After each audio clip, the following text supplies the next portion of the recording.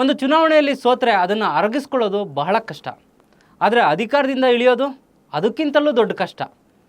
ಈಗ ಸಿದ್ದರಾಮಯ್ಯನವರ ಸ್ಥಿತಿ ಕೂಡ ಹಾಗೇ ಆಗಿದೆ.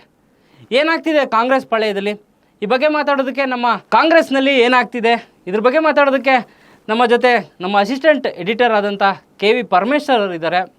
ಪರಮೇಶ್ ಸರ್, ಏನಿದು ಒಂದು ಕಡೆ ಸಂಭ್ರಮನೂ ಇದೆ, ಇನ್ನೊಂದು ಕಡೆ ಅಧಿಕಾರದಿಂದ ಕೆಳಗಿಳಿಬೇಕಾರೋ ಅನ್ನೋ ಒಂದು ಆತಂಕ ಮತ್ತು ಗೊಂದಲನೂ ಇದೆ. ಸೊ ಕಾಂಗ್ರೆಸ್ ನಾಯಕರ ಲೆಕ್ಕಾಚಾರ ಏನಿದೆ ಇವತ್ತಿನ ಡೆವಲಪ್ಮೆಂಟು?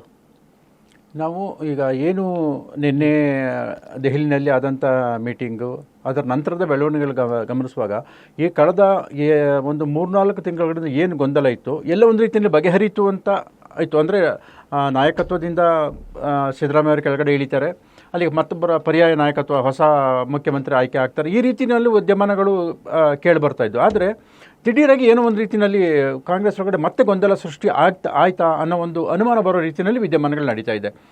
ಇವತ್ತು ನಿನ್ನೆ ರಾತ್ರಿ ಸಿದ್ದರಾಮಯ್ಯ ಅವರು ದೆಹಲಿಯಿಂದ ಬಂದ ನಂತರ ಅವರ ಆಪ್ತ ಸಚಿವರೊಟ್ಟಿಗೆ ಮಾತುಕತೆ ಮಾಡಿದರು. ಇವತ್ತು ಬೆಳಿಗ್ಗೆ ಅವರು ಕಾವೇರಿ ನಿವಾಸಕ್ಕೆ ಹಿರಿಯ ಸಚಿವರುಗಳು, ಶಾಸಕರು, ಮುಖಂಡರು ಎಲ್ಲ ದೊಡ್ಡ ಪ್ರಮಾಣದಲ್ಲಿ ಬಂದು ಯಾವುದೇ ಕಾರಣಕ್ಕೂ ನೀವು ಮುಖ್ಯಮಂತ್ರಿ ಹುದ್ದೆಯಿಂದ ಕೆಳಗಡೆ ಇಳಿಬಾರದು, ಅಂತಹ ನಿರ್ಧಾರದಿಂದ ಒಂದು ವೇಳೆ ನೀವು ನಿರ್ಧಾರ ತೆಗೆದುಕೊಂಡ್ರೆ ಅದರಿಂದ ಹಿಂದೆ ಬನ್ನಿ ಅಂತ ಹೇಳಿದ್ರು. ಯಾಕಂದರೆ ನೀವು ಆಗಲೇ ಉಲ್ಲೇಖ ಮಾಡಿದಾಗೆ ಒಂದು ಯಾರೇ ಒಬ್ಬ ನಾಯಕತ್ವ ಅಥವಾ ಮುಖ್ಯಮಂತ್ರಿ ಸ್ಥಾನ ಅಂತ ಇದೆಯಲ್ಲ, ಅದು ರಾಜ್ಯದ ಮಟ್ಟಿಗೆ ಮುಖ್ಯಮಂತ್ರಿ ಒಂದು ಅಲ್ಟಿಮೇಟ್. ದೇಶದ ಮಟ್ಟಿಗೆ ಪ್ರಧಾನಮಂತ್ರಿ ಸ್ಥಾನ ಹೇಗೆಯೋ ಹಾಗೆ ರಾಜ್ಯದ ಮಟ್ಟಿಗೆ ಮುಖ್ಯಮಂತ್ರಿ ಸ್ಥಾನ. ಕಳೆದ 8 ವರ್ಷಗಳ ಕಾಲ ಮುಖ್ಯಮಂತ್ರಿಯಾಗಿದ್ದು ಈಗ ದಿಢೀರಾಗಿ ಆ ಸ್ಥಾನದಿಂದ ಕೆಳಗಡೆ ಇಳಿಬೇಕು ಅಂತ ಹೇಳಿದರೆ ಸಹಜವಾಗಿ ವೈಯಕ್ತಿಕವಾಗಿ ಇರ್ಬೋದು ಅಥವಾ ವರ್ಚಸ್ಸು ಇರ್ತದಲ್ಲ, ಆ ಪ್ರಭಾವ ಇರ್ತದಲ್ಲ, ತುಂಬ ಕಷ್ಟ. ಹೌದು. ಆದರೆ ಸಿದ್ದರಾಮಯ್ಯ ಅವರಿಗೆ ಇವತ್ತು ಅದರಿಂದ ಇಳಿಯುವಂಥ ಅನಿವಾರ್ಯ ಸೃಷ್ಟಿಯಾಗಿದೆ. ಅದು ಹೈಕಮಾಂಡ್ ನಿರ್ದೇಶನನೇ ಆದ್ರೂ ಒಂದು ರೀತಿಯಲ್ಲಿ ಅಧಿಕಾರವನ್ನು ಕಳ್ಕೊಳ್ಳುವಂಥದ್ದು ಇದೆಯಲ್ಲ, ಅದು ಬೇರೆ ಬೇರೆ ಅದನ್ನು ಪದಗಳಲ್ಲಿ ವರ್ಣನೆ ಮಾಡಲಿಕ್ಕೆ ಆಗಲ್ಲ. ಅದು ವೈಯಕ್ತಿಕವಾಗಿ ನಾಯಕರಿಗೆ ಇರ್ಬೋದು ಮತ್ತು ಬೇರೆಯವರಿಗೆ ಇರ್ಬೋದು, ಅವರು ಬೆಂಬಲಿಗರಿಗೆ ಸಪೋರ್ಟರ್ಸ್ ಸಿಗೋದು ಈ ರೀತಿಯಲ್ಲಿ. ಆದರೆ ಸಿದ್ದರಾಮಯ್ಯ ಅವರ ಈ ನಡೆ ಏನಿದೆ ಇದು ಎಲ್ಲ ಒಂದು ಕಡೆಗೆ ಹೈಕಮಾಂಡ್ ನಿರ್ದೇಶನವನ್ನು ಒಬೆ ಮಾಡ್ತೀನಿ ನಾನು ಅಂತ ಹೇಳಿ, ಈಗ ಯಾಕಂದರೆ ಅವ್ರನ್ನ ಯಾರು ಭೇಟಿಯಾಗಿದ್ದರು, ಸಚಿವರುಗಳು, ಮಂತ್ರಿಗಳು ಭೇಟಿಯಾಗಿದ್ದರು, ನಾಯಕರುಗಳು ಭೇಟಿಯಾಗಿದ್ದರು, ಎಲ್ರಿಗೂ ಅದನ್ನೇ ಹೇಳಿದ್ದಾರೆ. ಇಲ್ಲ, ನಾನು ಹೈಕಮಾಂಡ್ ರಾಹುಲ್ ಗಾಂಧಿಯವರ ನಿರ್ದೇಶನ ನಾನು ಒಬೆ ಮಾಡ್ತೀನಿ, ಹಾಗಾಗಿ ನನಗೆ ಯಾವ ರೀತಿಯಲ್ಲಿ ಫೋರ್ಸ್ ಮಾಡಬೇಡಿ ಅನ್ನೋದು. ಸರ್, ನಿಮ್ಮ ಪರವಾಗಿ ನಾವು ಹೈಕಮಾಂಡ್ ಒಟ್ಟಿಗೆ ಮಾತಾಡ್ತೀವಿ ಅಥವಾ ಸಹಿ ಸಂಗ್ರಹ ಮಾಡೋಣ, LP ಮೀಟಿಂಗಲ್ಲಿ ನಾವು ನಮ್ಮ ಬಲನ ತೋರಿಸೋಣ, ಈ ರೀತಿಯೆಲ್ಲ ಅವರಿಗೆ ಕನ್ವಿನ್ಸ್ ಮಾಡುವಂಥ ಪ್ರಯತ್ನ ನಡೆದಿದೆ.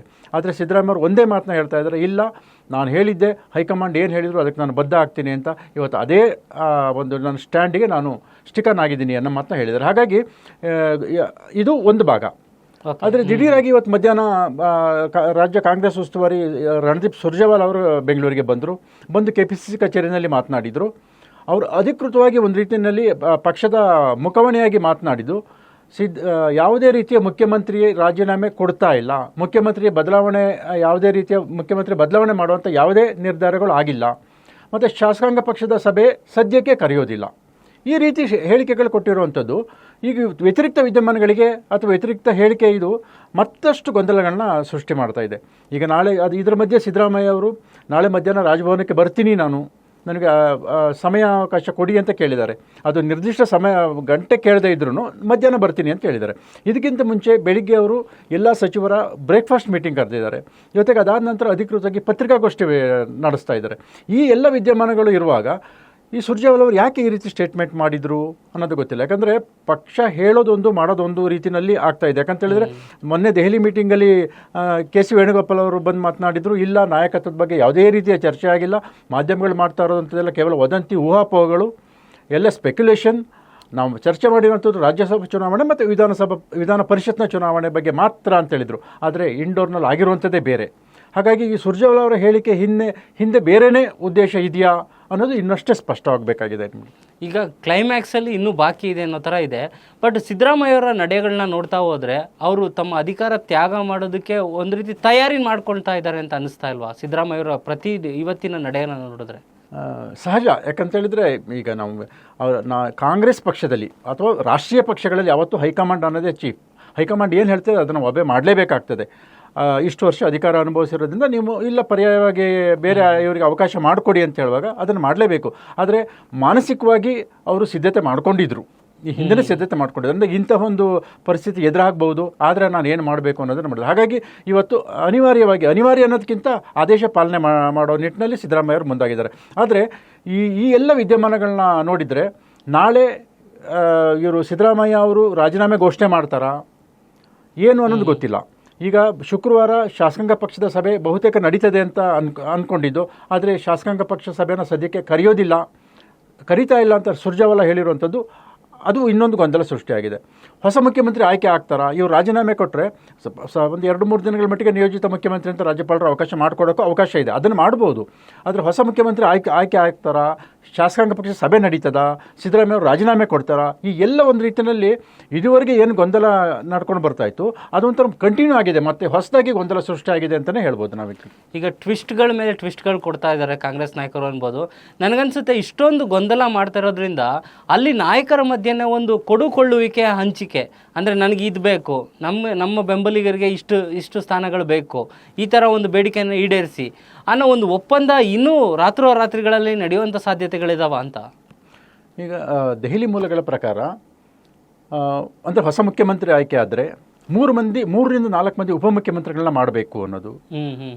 ಆಗ ಯಾರು ಉಪಮುಖ್ಯಮಂತ್ರಿಗಳಾಗಬೇಕು? ಈ ನಿಟ್ಟಿನಲ್ಲೂ ಒಂದು ಲಾಬಿಗಳು ಅಥವಾ ಪ್ರಯತ್ನಗಳು, ಯಾಕಂದ್ರೆ ಆಕಾಂಕ್ಷೆಗಳು ದೊಡ್ಡದಿರೋದ್ರಿಂದ ನಡೀತಾನೆ ಇರ್ತದೆ. ಇದಾದರೆ ಹೊಸ ಸಂಪುಟ ಆಗಬೇಕಾಗ್ತದೆ. ನಾಳೆ ಮುಖ್ಯಮಂತ್ರಿ ಸಿದ್ದರಾಮಯ್ಯ ರಾಜೀನಾಮೆ ಕೊಟ್ಟ ತಕ್ಷಣ ಸಂಪುಟ ಪೂರ್ತಿ ವಿಸರ್ಜನೆ ಆಗ್ತದೆ. ಅಂದರೆ 33 ಮಂದಿನೂ ಇನ್ಕ್ಲೂಡ್ CM ಸೇರಿದಂತೆ ಹೊಸ ಸಂಪುಟ ಬರಬೇಕಾಗ್ತದೆ. ಆಗ ಯಾರು ಸಂಪುಟಕ್ಕೆ ಇಂಡಕ್ಟ್ ಆಗಬೇಕು, ಇರುವಂಥ ಹಾಲಿ ಸಂಪುಟದಿಂದ ಯಾರಿಗೆ ಕೊಡಬೇಕು, ಈ ರೀತಿ ಲೆಕ್ಕಾಚಾರಗಳು ನಡೀತಾ ಇದೆ. ಹಾಗಾಗಿನೇ DK ಶಿವಕುಮಾರ್ ಅವರು ಏನು ಹೊಸ ಮುಖ್ಯಮಂತ್ರಿ ಆಗಬಹುದು ಅಂತ ಏನಿದೆ, ಅವರು ದೆಹಲಿನಲ್ಲೇ ಉಳಿದಿರೋದು. ಮತ್ತು ಈಗ ಸಂಜೆ AICC ಅಧ್ಯಕ್ಷರಾದಂಥ ಮಲ್ಲಿಕಾರ್ಜುನ ಖರ್ಗೆ ಅವರ ನಿವಾಸದಲ್ಲಿ ವೇಣುಗೋಪಾಲ್, ರಾಹುಲ್ ಗಾಂಧಿ, ಮಲ್ಲಿಕಾರ್ಜುನ ಖರ್ಗೆ, DK ಶಿವಕುಮಾರ್ ಅದು ಕ್ರೂಷಿಯಲ್ ಮೀಟಿಂಗ್ ಇವತ್ತು ಆಗ್ತಾ ಇರುವಂಥದ್ದು. ಬಹುತೇಕ DK ಶಿವಕುಮಾರ್ ಅವರು ಹೊಸ ಕ್ಯಾಬಿನೆಟ್ ಏನು ಫಾರ್ಮ್ ಆಗಬೇಕು, ಇದನ್ನು ರೆಡಿ ಮಾಡಿಸ್ಕೊಳ್ಳುವಂಥ ಒಂದು ಸಂಭವನೀಯ ಪಟ್ಟಿನ ತಯಾರಿ ಮಾಡುವಂಥ ಪ್ರಯತ್ನದಲ್ಲಿ ಇದ್ದಾರಾ ಅಂತಲೂ ಒಂದು ಅನುಮಾನ ಬರ್ತಾ ಇದೆ. ಈಗ ಮೇ 28ನೇ ತಾರೀಕು ಮುಸ್ಲಿಂ ಬಾಂಧವರಿಗೆಲ್ಲ ಪವಿತ್ರ ಬಕ್ರೀದ್ ಹಬ್ಬ. ಈ ಬಕ್ರೀದ್ ಹಬ್ಬದ ದಿನವೇ ಸಿದ್ದರಾಮಯ್ಯನವರು ಸ್ವಲ್ಪ ಇಕ್ಕಟ್ಟಿಗೆ ಸಿಗಾಕೊಂಡ್ಬಿಟ್ಟಿದ್ದಾರೆ ಅನಿಸ್ತಾ ಇದೆ ಅಲ್ವಾ? ಇಲ್ಲ, ರಾಜಕೀಯದಲ್ಲಿ ಇದೇನು ಅವ್ರಿಗೇನು ಹೊಸದೇನಲ್ಲ, ಇಂಥದ್ದು ಸಾಕಷ್ಟು ನೋಡಿದ್ದಾರೆ. ಆದರೆ ಈ ಗೊಂದಲಗಳು ಒಂದು ರೀತಿಯಲ್ಲಿ ವೈಯಕ್ತಿಕ ಅವ್ರಿಗೂ ಗೊಂದಲ ಸೃಷ್ಟಿ ಆಗ್ತಾ ಇದೆ. ಈಗ ಒಂದು ರೀತಿಯಲ್ಲಿ ಅವರು ಈಗಾಗಲೇ ಮಾನಸಿಕವಾಗಿ ಪದತ್ಯಾಗಕ್ಕೆ ಸಿದ್ಧವಾಗಿರುವಾಗ ಪಕ್ಷದ ಹೈಕಮಾಂಡ್ ಹೇಳ್ತಾರೆ ಇಲ್ಲ, ರಾಜೀನಾಮೆ ಪ್ರಶ್ನೆನೇ ಇಲ್ಲ, ಮತ್ತು ಅಂದರೆ ಯಾವುದು ಶಾಸಕಾಂಗ ಪಕ್ಷ ಸಭೆ ಕರೆದಿಲ್ಲ, ಈ ರೀತಿ ಹೇಳಿಕೆಗಳು ಕೊಡುವಾಗ ಸಹಜವಾಗಿ ಅದು ಒಂದು ರೀತಿಯಲ್ಲಿ ಇಕ್ಕಟ್ಟಿಗೆ ಸಿಕ್ಸುವಂಥ ಪ್ರಯತ್ನನೋ ಅಥವಾ ಉದ್ದೇಶಪೂರ್ವಕನೋ ಅಥವಾ ಅವರು ಹೇಗೆ ಹೇಳ್ತಾ ಇದ್ದಾರೋ ಗೊತ್ತಾಗ್ತಾ ಇಲ್ಲ. ಸಿದ್ದರಾಮಯ್ಯ ಅವರಂತೂ ಮಾನಸಿಕವಾಗಿ ಪದತ್ಯಾಗ ಮಾಡಲಿಕ್ಕೆ ತಯಾರಿದ್ದಾರೆ. ಹೊಸ ನಾಯಕನ ಆಯ್ಕೆಗೂ ಇರುವಂಥ ಪ್ರಕ್ರಿಯೆಗಳು ಏನು ಬೇಕೋ ಅದು ಆಗ್ತಾ ಇದೆ. ಇದರ ಮಧ್ಯೆ ನೀವು ಈ ಮೇ 28 ಅಂತ ಉಲ್ಲೇಖ ಮಾಡಿದ್ರಿ. ಮೇ 28ಕ್ಕೆ ಪ್ರಮಾಣವಚನ ಸಮಾರಂಭ ಆಗಬೇಕು ಅನ್ನೋದಿತ್ತು, ಆದರೆ ಅದ್ರ ಬಗ್ಗೆನೂ ಕ್ಲಾರಿಟಿ ಇಲ್ಲ. ಒಟ್ಟಾರೆ ಮತ್ತೆ ಕಾಂಗ್ರೆಸ್ನಲ್ಲಿ ಒಂದು ಹೊಸ ಗೊಂದಲ ಸೃಷ್ಟಿ ಆಗ್ತಾ ಇದೆಯಾ ಅನ್ನೋ ಪರಿಸ್ಥಿತಿ ನೋಡಿದ್ರೆ ಹಂಗೆ ಅನ್ನಿಸ್ತಾ ಇದೆ ನಮಗೆ. ಈಗ ಸಿದ್ದರಾಮಯ್ಯರನ್ನ ಕೆಳಗಿಳಿಸೋದು ಅಂದರೆ ಕಾಂಗ್ರೆಸ್ ಹೈಕಮಾಂಡ್ಗೆ ಒಂದು ಅಹಿಂದ ವೋಟ್ ಬ್ಯಾಂಕ್ನ ಮತ್ತೆ ಗಟ್ಟಿಯಾಗಿ ಇಟ್ಕೊಳ್ಳೋದು ಒಂದು ಸವಾಲಾಗಿದೆ. ಈಗ ಅಹಿಂದ ಸಮುದಾಯ ಯಾವ ರೀತಿ ರಿಯಾಕ್ಟ್ ಮಾಡುತ್ತೆ ಕಾಂಗ್ರೆಸ್ ಪಕ್ಷಕ್ಕೆ? ನಾವು ನೋಡ್ಕೊಂಡು ಬರ್ತಾ ಇದ್ವಿ ಕಳೆದ 1 ದಶಕದಿಂದ. ಅಹಿಂದ ಅಂತ ಹೇಳಿದರೆ ಪರ್ಯಾಯ ಅದಕ್ಕೆ ಸಿದ್ದರಾಮಯ್ಯ ಅಂತ, ಅಹಿಂದ ನಾಯಕ ಅನ್ನೋದು ಸಾಕಷ್ಟು ಸಂದರ್ಭದಲ್ಲಿ ಅವರು ಇಕ್ಕಟ್ಟಿಗೆ ಸಿಕ್ಕಿದಾಗೆಲ್ಲ ಅಹಿಂದ ಅಸ್ತ್ರನ ಪ್ರಯೋಗ ಮಾಡಿ ಗೆದ್ದಿರೋದು ಇದೆ. ಹಾಗಾಗಿ ಇವತ್ತು ಅವ್ರನ್ನ ಅಧಿಕಾರದಿಂದ ಇಳಿಸ್ತಾ ಇರುವಂಥ ಸನ್ನಿವೇಶ ಏನಿದೆ, ಇವತ್ತು ಅಹಿಂದ ಒಕ್ಕೂಟದ ಕರ್ನಾಟಕ ಅಹಿಂದ ಒಕ್ಕೂಟ ಏನಿದೆ, ಇವತ್ತು ಅಧಿಕೃತವಾಗಿ ಪತ್ರಿಕಾಗೋಷ್ಠಿನ ಕರೆದು ಸಿದ್ದರಾಮಯ್ಯ ಅವ್ರನ್ನ ಯಾವುದೇ ಕಾರಣಕ್ಕೂ ಇಳಿಸಬಾರ್ದು, ಒಂದು ವೇಳೆ ಅವರು ಮುಖ್ಯಮಂತ್ರಿ ಸ್ಥಾನದಿಂದ ಕೆಳಗಡೆ ಇಳಿಸಿದರೆ ದೊಡ್ಡ ಪ್ರಮಾಣದಲ್ಲಿ ಹೋರಾಟ ಮಾಡಬೇಕಾಗ್ತದೆ, ಕಾಂಗ್ರೆಸ್ ಪಕ್ಷ ಇದರ ಪರಿಣಾಮನ ಎದುರಿಸಬೇಕಾಗ್ತದೆ, ಬರುವಂಥ ಚುನಾವಣೆಗಳಲ್ಲಿ ಅದರ ಪರಿಣಾಮನ ಎದುರಿಸಬೇಕಾಗ್ತದೆ. ಒಂದು ರೀತಿಯಲ್ಲಿ ಪ್ರತ್ಯಕ್ಷವಾಗಿ ಎಚ್ಚರಿಕೆ ಕೊಟ್ಬಿಟ್ಟಿದ್ದಾರೆ. ಆದರೆ ಯಾವತ್ತೂ ಇವರು ಸಿದ್ದರಾಮಯ್ಯ ಅವರಿರ್ಬೋದು ಅಥವಾ ಯಡಿಯೂರಪ್ಪ ಅವರಿರ್ಬೋದು, ಇವರು ಮಾಸ್ ಲೀಡರ್ಗಳು. ಇವ್ರ ಹಿಂದೆ ಅವರ ಪ್ರತಿನಿಧಿಸುವಂಥ ಸಮುದಾಯ ಇರ್ತದೆ, ಅದರೊಟ್ಟಿಗೆ ದೊಡ್ಡ ಪ್ರಮಾಣದಲ್ಲಿ ಬೆಂಬಲಿಗರ ಪಡೆ ಇದೆ. ಹಾಗಾಗಿ ಇಂಥ ಸನ್ನಿವೇಶಗಳಲ್ಲಿ ರಾಜಕೀಯ ಪಕ್ಷಗಳು, ಯಾವುದೇ ರಾಜಕೀಯ ಪಕ್ಷ ಆದರೂ ಅತ್ಯಂತ ಎಚ್ಚರಿಕೆಯಿಂದ ಹೆಜ್ಜೆ ಇಡಬೇಕು. ಆದರೆ ಭವಿಷ್ಯದಲ್ಲಿ ಏನಾಗ್ಬೋದು, ಅದು ಅಹಿಂದ ಸಿದ್ದರಾಮಯ್ಯ ಅವರ ಬೆನ್ನಿಗೆ ನಿಲ್ಲುತ್ತಾ ಅನ್ನೋದು ದೊಡ್ಡ ಕ್ವಶನ್ ಮಾರ್ಕ್ ಇದೆ. ಈಗ ಕಾಂಗ್ರೆಸ್ ಹೈಕಮಾಂಡ್ ನಿರ್ಧಾರ ಏನೋ ತಗೊಂಡಿದೆ, ಸಿದ್ದರಾಮಯ್ಯನವ್ರಿಗೊಂದು ಸೂಚನೆ ಕೊಟ್ಟಿದೆ. ಇದು ಕಾಂಗ್ರೆಸ್ ಹೈಕಮಾಂಡ್ಗೆ ಮುಂದಿನ ದಿನಗಳಲ್ಲಿ ಒಂದು ರೀತಿ ಎಡವಟ್ಟು ಏನಾದರೂ ಮಾಡ್ಕೊಳ್ತಾ ಅನ್ನೋದ್ರ ಬಗ್ಗೆ ರಾಜಕೀಯ ವಲಯದಲ್ಲಿ ಚರ್ಚೆ ಆಗ್ತಾ ಇದೆ. ಅಲ್ಲ, ಯಾವುದೇ ಒಂದು ರಾಜಕೀಯ ಪಕ್ಷ ಇಂಥ ಒಂದು ನಿರ್ಣಾಯಕ ನಿರ್ಧಾರಕ್ಕೆ ಬರುವಾಗ ಸಾಧಕ ಬಾಧಕಗಳನ್ನ ಆಲೋಚನೆ ಮಾಡಿನೇ ಬರ್ತಾರೆ. ಹಾಗಾಗಿ ಎಲ್ಲೋ ಒಂದು ಕಡೆಗೆ ಅಹಿಂದ ಅಂತ ಏನಿದೆ ಅದು ಸಿದ್ದರಾಮಯ್ಯ ಅಂತ ಇತ್ತು. ಅದನ್ನು ಈ ಹಿಂದೆ ನಂತರ ಯಾರು, ಸಿದ್ದರಾಮಯ್ಯನ ನಂತರ ಯಾರು ಅಂತ ಒಂದು ಪ್ರಶ್ನೆ ಬಂದಾಗ ಸಿದ್ದರಾಮಯ್ಯ ಅವ್ರ ಪುತ್ರ ಯತೀಂದ್ರ ಒಂದು ಸ್ಟೇಟ್ಮೆಂಟ್ ಮಾಡಿದರು, ಅಹಿಂದ ರಥವನ್ನು ಸತೀಶ್ ಜಾರಕಿಹೊಳಿ ಮುಂದೆ ತಗೊಂಡು ಹೋಗ್ತಾರೆ ಅಂತ.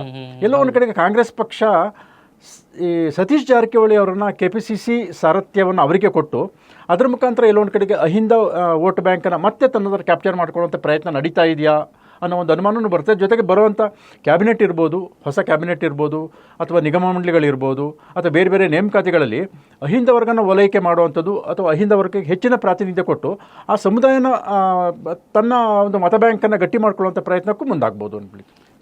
ಅಂತಿಮವಾಗಿ ಏನು ಅಂದರೆ ಕಾಂಗ್ರೆಸ್ ಒಂದು ಎಕ್ಸ್ಪೆರಿಮೆಂಟು, ಒಂದು ಪ್ರಯೋಗವನ್ನು ಕರ್ನಾಟಕ ರಾಜ್ಯ ರಾಜಕೀಯದಲ್ಲಿ ಮಾಡೋದಕ್ಕೆ ಹೊರಟಿದೆ. ಸೊ ಕಾಂಗ್ರೆಸ್ನ ಸದ್ಯದ ಬೆಳವಣಿಗೆಗಳು ಇದಿಷ್ಟಾಗಿತ್ತು. ಮುಂದೆ ಏನಾಗುತ್ತೆ ಅಂತ ಕಾದು ನೋಡೋಣ. ಮತ್ತು ಮತ್ತಷ್ಟು ರಾಜಕೀಯದ ಅಪ್ಡೇಟ್ಸ್ಗಾಗಿ ಸಂಯುಕ್ತ ಕರ್ನಾಟಕ ಡಿಜಿಟಲ್ನ ನೋಡ್ತಾ ಇರಿ. ಧನ್ಯವಾದಗಳು ಸರ್.